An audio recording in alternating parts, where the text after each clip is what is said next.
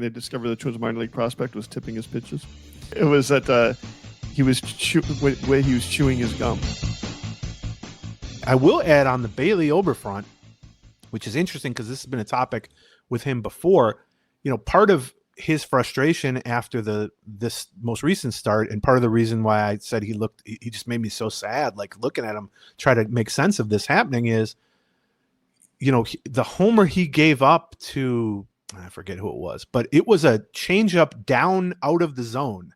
Right. And it just got absolutely clobbered.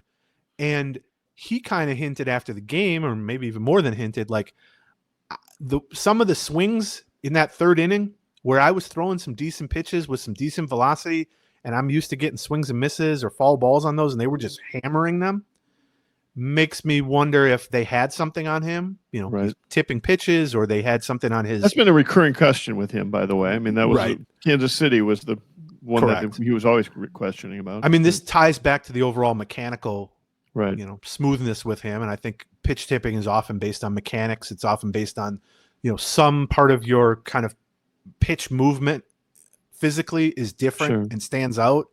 And teams have gotten so good at spotting this stuff. I heard from a non-Twins person who works for an American League team, a different team, that teams are now using AI. Yeah, I've heard this too. Cycle. Basically, you can put, you know, if you're facing the Twins in a week, let's say, you take all, you know, whatever 1,000 pitches Bailey Ober's thrown in his career, and you just throw it through AI and have it flag mechanically, right, you know, if his arm slot is different, if his, you know, hip movement is different, and then you look for patterns within that, because so much of what we think of as pitch tipping, it's so much more subtle than like what you may think of. Right. It's like, ooh, I noticed that this guy taps his glove a little harder before he throws a changeup, or I noticed that his arm slot on a curveball is, you know, like one fingernail length lower than it is on a fastball. Can I give you an example? I heard the other day from a Twins minor league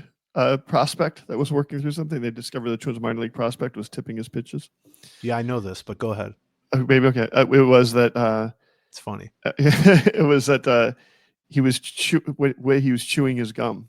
Yeah. Did you hear about this? I did. that there was a pitcher who was chewing his gum when he was, he was chewing his gum when he was throwing a fastball, and he would quit chewing his gum when he was throwing something off speed, which what I've heard from some of other people is that is the sort of thing that is not uncommon. Like a pitcher, when they're throwing an off-speed pitch, has to think about it more. They're trying to get the feel for it, right? And so they do things with a fastball, it's just go back and wing it, right?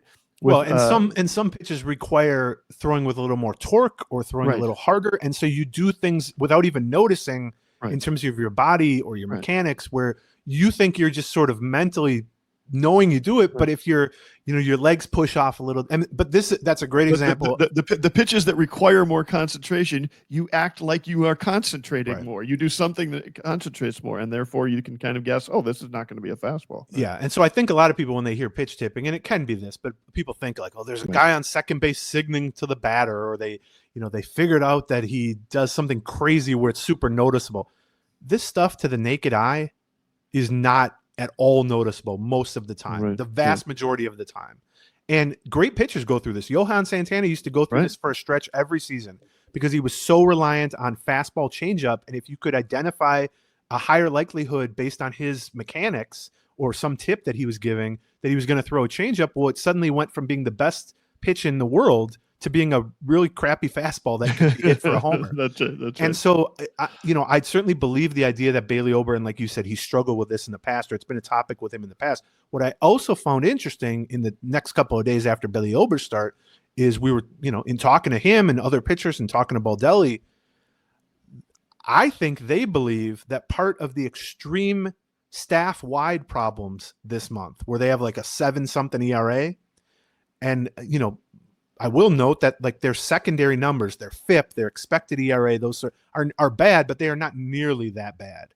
They are giving up an incredible number of hits on like decent pitches, out of zone pitches, 2-strike pitches that are still being hit hard. And then they are also just giving up a lot of balls in play that are going for hits because they're struck a little harder than you might expect. I get the sense that the Twins think Ober is not the only one going through this. And welcome to the end of this video. There's lots more. For another, just click on one of these boxes. Or click on this circle in the middle to subscribe to all of our Twins Talk. Thank you. Gleeman.